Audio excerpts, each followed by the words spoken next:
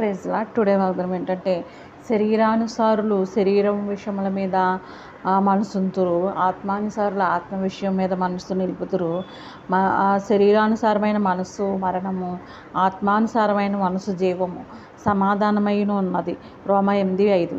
ఆత్మానుసారమైన మనస్సు జీవము, సమాధానము. శరీరానుసారమైన మనస్సు మరణము, అసంతృప్తి, అనేక విధమైన శరీరాశలు అన్నమాట. అవి శరీరాశ, నేత్రాశ, జీవటము, ఇవన్నీ మనం విడిచిపెట్టాలన్నమాట.